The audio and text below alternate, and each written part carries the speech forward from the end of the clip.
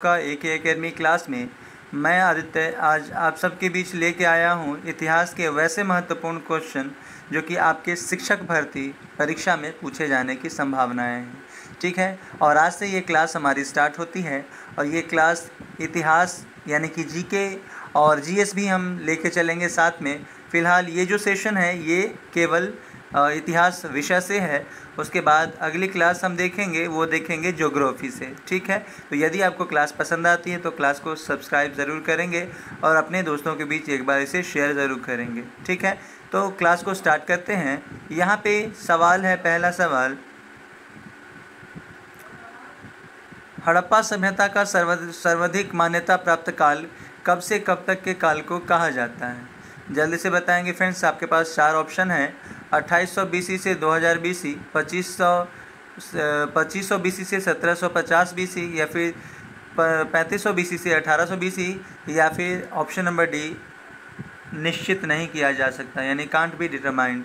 तो चलिए इसका जवाब दीजिए। आपके पास प्रत्येक क्वेश्चन के लिए मैं आपको 5 सेकंड का समय दूंगा। ठीक है, तो इसका आंसर कीजिए कि इसका राइट आंसर क्या होगा।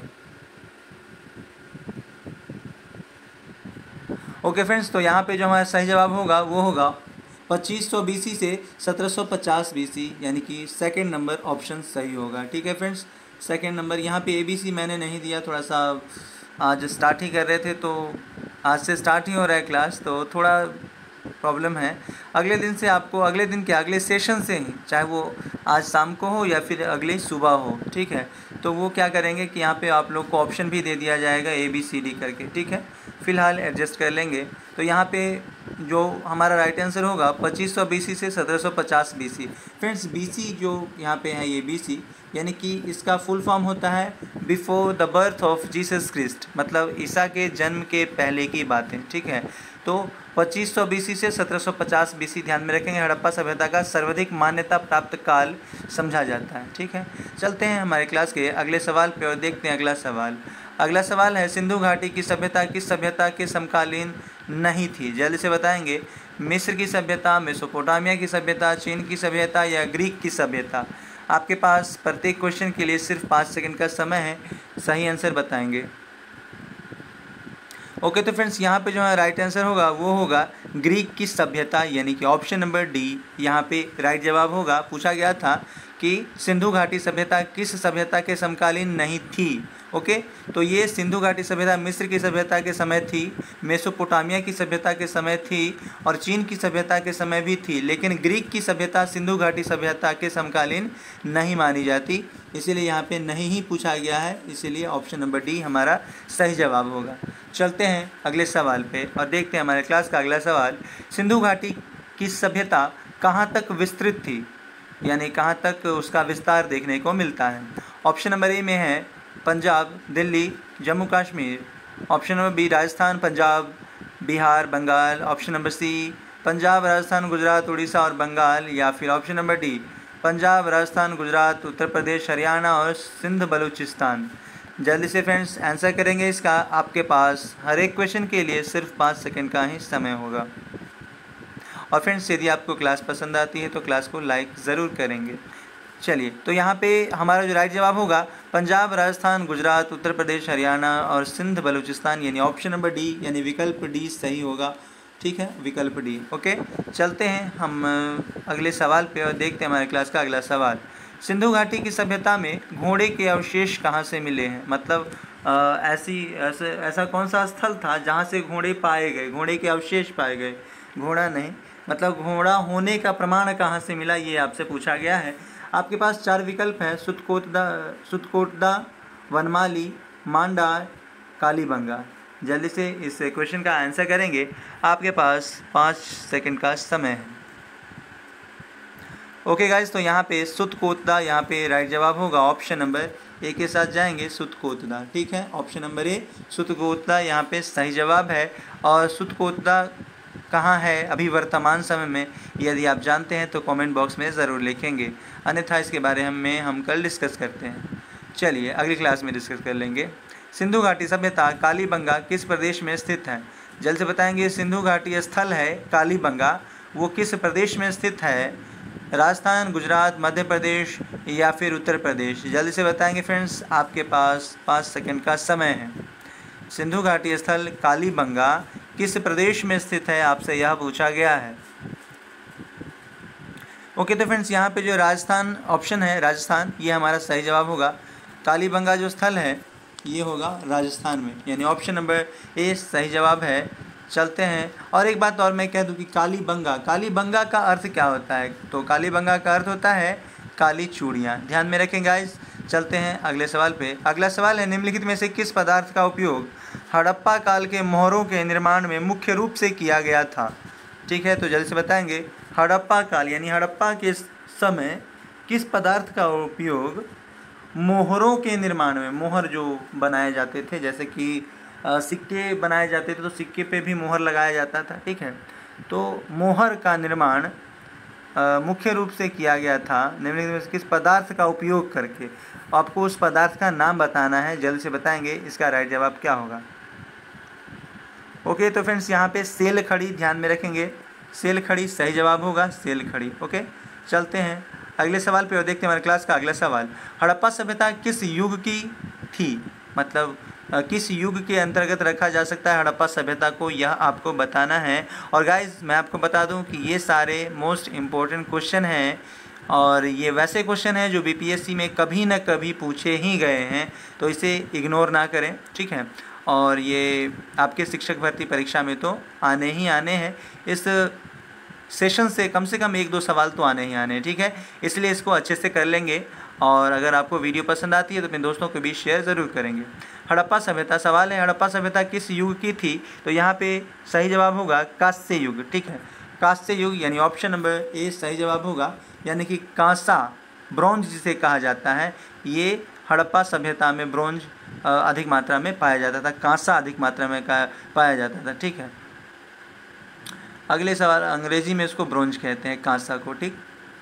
क्या आप जानते हैं कि कांसा किस चीज़ का मिश्रण है? यदि जानते हैं तो कमेंट बॉक्स में आंसर ज़रूर करेंगे, अन्यथा हम इसके बारे में अगली क्लास में मतलब डिस्कशन कर लेंगे। ओके, सवाल है सिंधु घाटी सभ्यता के लोगों का मुख्य व्यवसाय क्या था, बिजनेस क्या था? जल्दी से बताएंगे। व्यापार, पशुपालन, शिकार, कृषि। तो पहला ऑप्शन तो चलिए बताइए क्या होगा यहाँ पे सही जवाब। सिंधु घाटी सभ्यता के लोगों का मुख्य व्यवसाय क्या था? ओके गाइस, तो आपके समय पूरे होते हैं अब, और यहाँ पे जो सही जवाब होगा वो होगा ऑप्शन नंबर ए, व्यापार। सिंधु घाटी सभ्यता के लोगों का मुख्य जो व्यवसाय था वो व्यापार करना था। ओके, तो ऑप्शन नंबर ए सही जवाब होगा। और चलते हैं अगले सवाल पे। हड़प्पा सभ्यता के निवासी थे ग्रामीण, शहरी, खानाबदोश या जनजातीय? जल्दी से बताएंगे, और ये तो आप सभी लोगों को क्लियर होगा कि हड़प्पा सभ्यता कैसी सभ्यता थी, ग्रामीण या शहरी। हड़प्पा सभ्यता के निवासी कैसे होंगे, ग्रामीण होंगे कि शहरी होंगे? जल्दी से बताइए, यहाँ पे वही पूछा गया है कि हड़प्पा सभ्यता के निवासी कैसे थे, ग्रामीण थे, शहरी थे, खानाबदोश थे या फिर जनजातीय थे? ओके, तो गाइज यहाँ पे जो हमारा राइट जवाब होगा वो होगा ऑप्शन नंबर बी, शहरी। ओके, यानी कि ऑप्शन नंबर बी सही जवाब होगा। हड़प्पा सभ्यता एक नगरीय सभ्यता के रूप में जानी जाती है। नगरीय सभ्यता इसलिए कहा जा सकता है क्योंकि जैसे अभी वर्तमान आधुनिक युग में देखा जाता है कि ईंटों के पक्के ईंटों के मकान बनाए जाते हैं, ठीक हड़प्पा सभ्यता में भी वैसे ही स्थिति देखने को मिलती है। और नदी नालियों का जो बहाव देखने को मिलता है, जो सुचारित रूप से जो व्यवस्था नालियों की जो की गई है, अभी वर्तमान समय में वैसी नहीं है व्यवस्था जो पहले हमें हड़प्पा सभ्यता में देखने को मिलती थी, ठीक है। इसीलिए हड़प्पा सभ्यता को शहरी सभ्यता के रूप में भी जाना जाता है। ओके, अगले सवाल पे आते हैं। सिंधु सभ्यता के घर किससे बनाए जाते थे, ईंट से, बांस से, पत्थर से या लकड़ी से? फ्रेंड्स, अभी मैंने बताया सिंधु सभ्यता कैसी सभ्यता थी, शहरी सभ्यता थी, ठीक है, इसलिए वहाँ के निवासी शहरी थे। और यहाँ पे पूछा गया कि सिंधु सभ्यता के घर किससे बनाए गए थे, तो ये तो काफ़ी सिंपल सवाल हो गया। तो ये ईंट से बनाए जाते थे, यानी कि ऑप्शन नंबर ए सही जवाब होगा, ईंट से बनाए जाते थे। ऑप्शन नंबर ए होगा सही, option number A. Okay, option number A सही जवाब होगा। चलते हैं अगले क्लास के अगले क्वेश्चन पे। हड़प्पा वासी किस वस्तु के उत्पादन में सर्वप्रथम थे? मतलब हड़प्पा जो वासी थे, हड़प्पा निवासी जो थे, वो कौन सी वस्तु का उत्पादन ज़्यादा मात्रा में करते थे, ये आपको बताना है। ऑप्शन ए में है मुद्रा, ऑप्शन नंबर बी कांसे के औजार, या ऑप्शन नंबर सी कपास, या ऑप्शन नंबर डी जौ। जल्दी से बताएंगे। आपके पास हर एक क्वेश्चन के लिए सिर्फ 5 सेकंड का समय होता है। और फ्रेंड्स, मैं आपको वादा करता हूं कि यदि आप इस क्लास में लगातार रह गए तो आपके इतिहास से जो सवाल जो भी आपके शिक्षक पात्रता परीक्षा में पूछे जाते हैं, जो अभी बीपीएससी कंडक्ट करवा रही है, तो वहां आप बेहतर प्रदर्शन करके आएंगे। ये आप लिख लीजिए, ठीक है। आज से हमारी क्लास स्टार्ट हो चुकी है और ये निरंतर आपको क्लासेस मिलती रहेंगी। आप बेझिझक ये क्लास ज्वाइन कर सकते हैं, ठीक है। तो आप सीटेट की भी परीक्षा की तैयारी करते हैं तो वो वहाँ भी आपको, यदि आपका सब्जेक्ट एसएसटी है यानी कि सामाजिक विज्ञान से सवाल पूछे जाएंगे, यदि आप आर्ट विषय से है तो आप ये क्लास सीटेट के लिए भी ज्वाइन कर सकते हैं, ओके।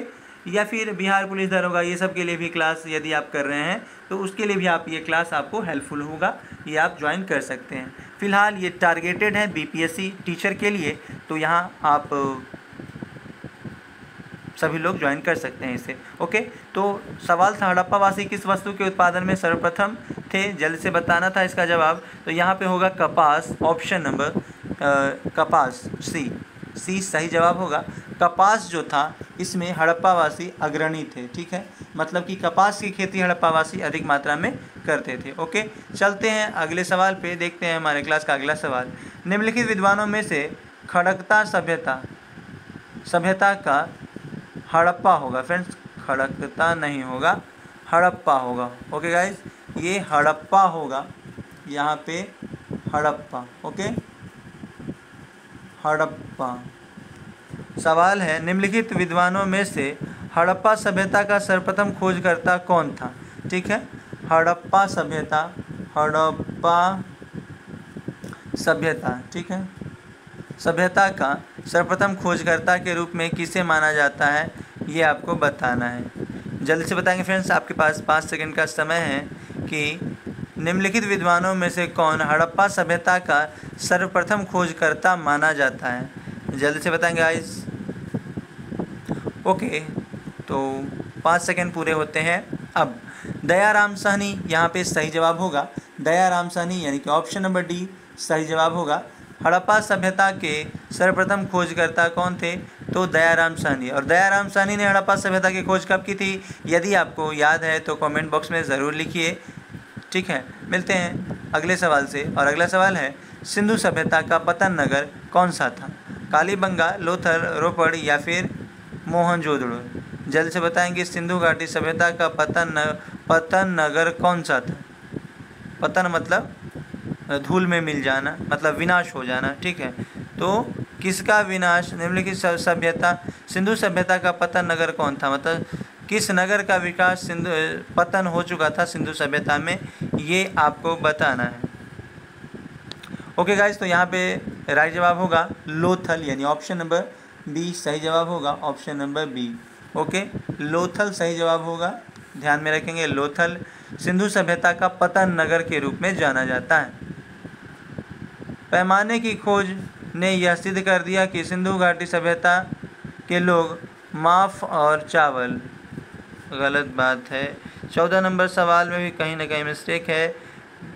पैमाने की खोज ने यह सिद्ध कर दिया है कि सिंधु घाटी सभ्यता के लोग माप और तौल से परिचित थे। यह खोज कहाँ पर हुई, माप और तौल, फौज नहीं होगा, माप और तौल ध्यान में रखेंगे। पैमाने की खोज ने, ये फौज नहीं होगा, खोज होगा, ठीक है। पैमाने की खोज ने यह सिद्ध कर दिया कि सिंधु घाटी के लोग क्या थे, सिंधु घाटी के लोग माप और तौल से परिचित थे। माप और तौल, माप नहीं है, ये माप है। माप और सिंधु घाटी सभ्यता के लोग माप और तौल से, चावल से नहीं, माप और तौल से परिचित थे। यह खोज कहाँ पर हुआ था, जल्द से बताएंगे। इस क्वेश्चन का राइट जवाब क्या होगा कि सिंधु घाट, आप लोग सवाल लिख लीजिए अपनी कॉपी में, और जब भी पढ़ने बैठिए तो कॉपी और पेन लेके बैठिए, ताकि ये जो क्वेश्चन हो रहा है इस क्वेश्चन को आप लिखिए। और यदि याद नहीं होता है तो 1 बार 2 बार 3 बार इस वीडियो को रिपीट करके देखिए, आपको निश्चित रूप से याद होगा, ठीक है। तो यहाँ पे पूछा गया था कि सिंधु सिंधु पैमाने की खोज ने यह सिद्ध कर दिया कि सिंधु घाटी के लोग माप और तौल से परिचित थे। यह खोज कहाँ पर हुआ था, यह आपको बताना था। ओके फ्रेंड्स, ये लोथल सही जवाब होगा, लोथल। यहाँ पे लोथल ध्यान में रखेंगे, यदि लोथल है तो ठीक है। ओह सॉरी, लोथल तो है ही नहीं। फ्रेंड्स, ये थोड़ा सा कंफ्यूजिंग क्वेश्चन है। इस क्वेश्चन का जवाब हम लोग कल करेंगे, ठीक है। मेरे में भी ध्यान में नहीं है इसका सही जवाब आखिर होगा क्या, क्योंकि कई जगह मैंने देखा है यहाँ पे आपको लोथल देखने को मिलता है, ठीक, और कहीं जगह रोपड़ देखने को मिलता है। इसलिए इसको रखेंगे इसमें कल के लिए रखेंगे इस सवाल को, ठीक है। ये सवाल टुमारो के लिए रहेगा 14 नंबर।